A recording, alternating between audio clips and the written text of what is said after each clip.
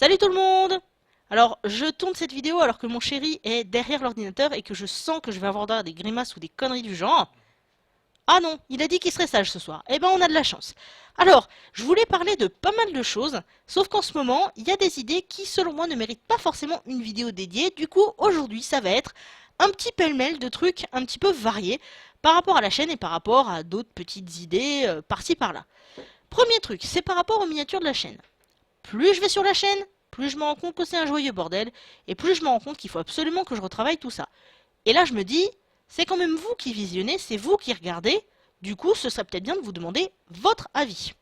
Alors j'ai pas envie de plagier qui que ce soit, j'ai pas non plus envie d'inviter secrètement quelqu'un à faire les miniatures pour moi, c'est pas du tout un appel par rapport à ça, mais si vous avez des idées, des suggestions, ou quoi que ce soit qui pourrait rendre la visite de la chaîne beaucoup plus agréable pour vous, eh bien, n'hésitez pas à me le dire en commentaire, avec lien à l'appui si nécessaire. Et puis comme ça, on va voir tout ça un petit peu ensemble, et je vais essayer de vous proposer quelque chose d'assez cohérent. Deuxième petite chose, c'est par rapport à la vulgarité sur la chaîne. Alors, il y a des tas de sujets pour lesquels je ne pourrais pas me permettre du tout d'être vulgaire ou quoi que ce soit, parce que j'ai envie d'aborder certaines choses sérieusement de manière vraiment cohérente. Et puis, il y a des fois où ma voix porte déjà assez fort comme ça, donc pour montrer que je m'énerve, je deviens de plus en plus grossière. Et en fait, j'ai pas envie de me censurer, mais j'ai pas non plus envie d'éloigner certaines personnes qui pourraient apprécier mon travail sans être obligé d'écouter des insanités toutes les 3 secondes. Du coup, je me suis dit, bon, on va trouver un compromis. Et en fait, étant donné que je visionne toujours mes vidéos avant de les uploader, bah la solution est toute bête. Il suffit simplement que je mette un avertissement sous forme d'annotation en début de vidéo si j'ai constaté au visionnage qu'il y avait un peu trop de grossièreté, de trucs du genre. Comme ça, vous êtes prévenus, et puis le visionnage, il est à vos risques et périls, et tout le monde est content. Après, la troisième petite chose.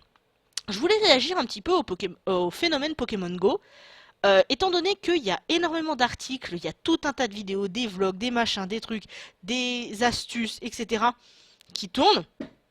Et évidemment, avec un engouement aussi populaire, il y a un engouement de râleurs qui passent leur temps à cracher sur le jeu et essayer de faire passer les joueurs pour des pestiférés complètement stupides.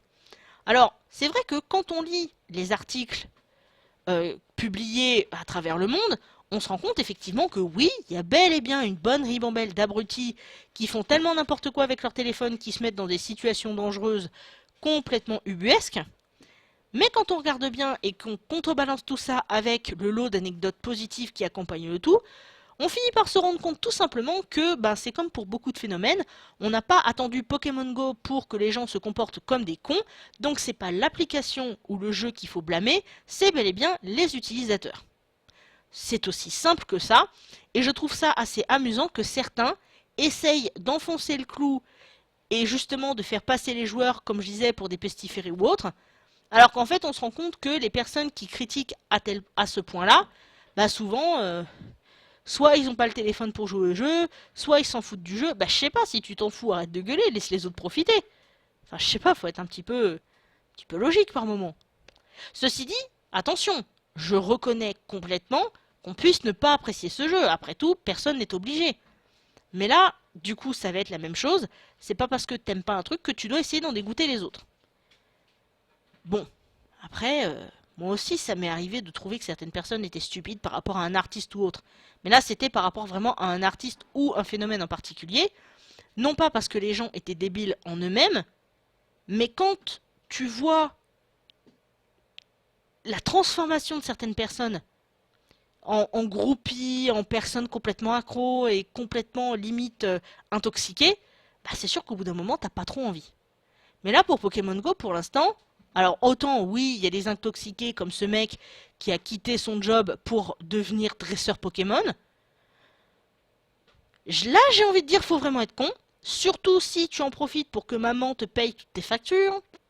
C'est le truc vraiment pas malin à faire. Et pas intelligent. Enfin, pas formulé comme je l'ai vu dans certains articles, en tout cas. Mais sinon, chacun son truc, en fait. C'est aussi simple que ça. Ouais. Et on va passer à la dernière partie. Et là, c'est la partie la plus délicate, sur laquelle j'ai failli faire une vidéo à part entière. Mais je me suis rendu compte que je m'énervais tellement que valait mieux pas que je fasse une vidéo rien que pour ça. Et je voulais vous reparler justement des commentaires sous la vidéo par rapport à la conductrice de taxi grossophobe. Je vous avouerai que pour tous les soutiens qui ont été proposés en commentaire, que j'apprécie énormément, merci à vous, il y a quand même pas mal de réactions qui m'ont choqué parce que vous avez l'air d'excuser des choses assez bizarres sous prétexte qu'on s'inquiète pour la santé d'une personne.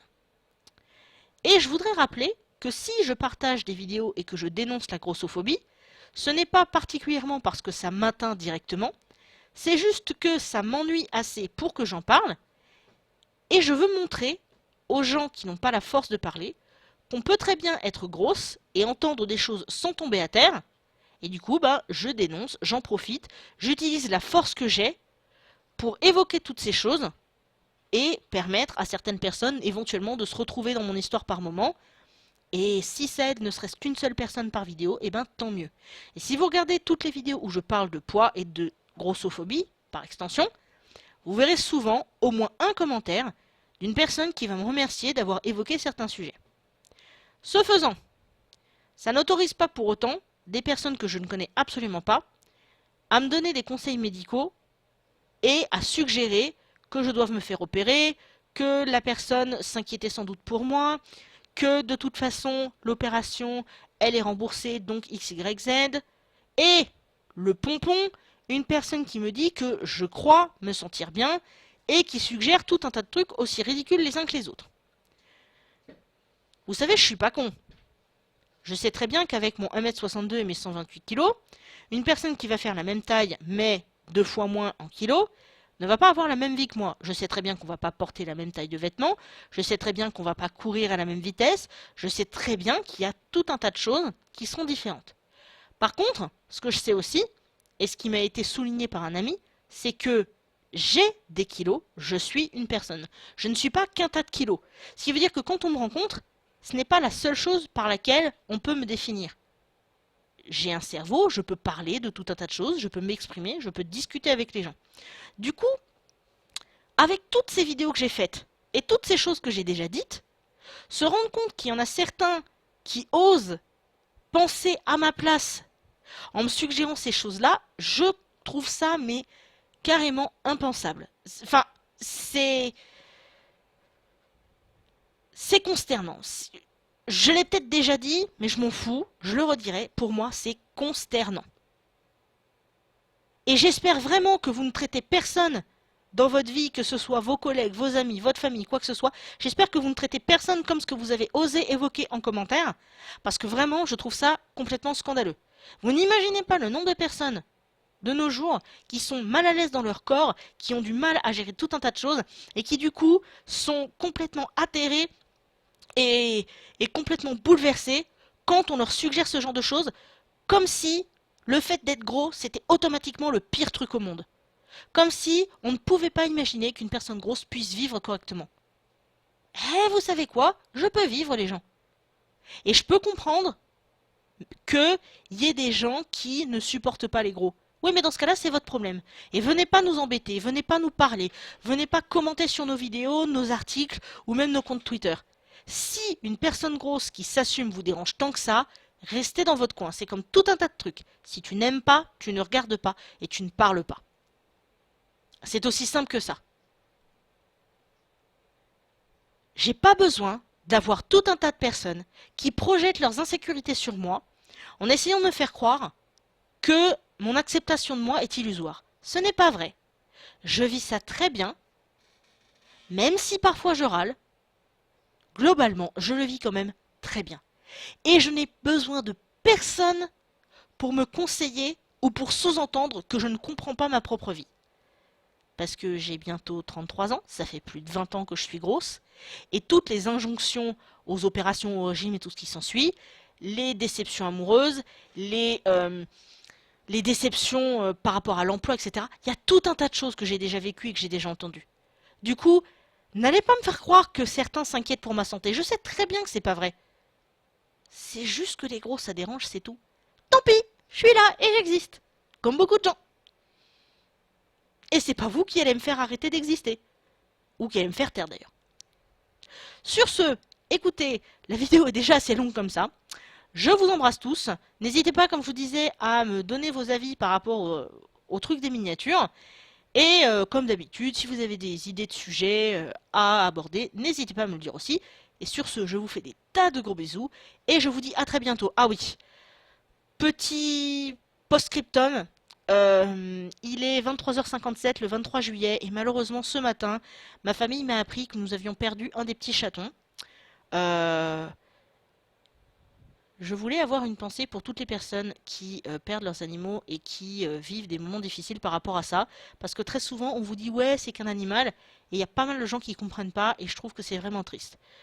Du coup, mouah, bisous à tous ceux qui ont mal parce qu'ils ont perdu leurs animaux. Et puis bisous à tous les animaux de ceux qui les ont encore et qui peuvent leur faire tout un tas de câlins. Mouah, salut tout le monde!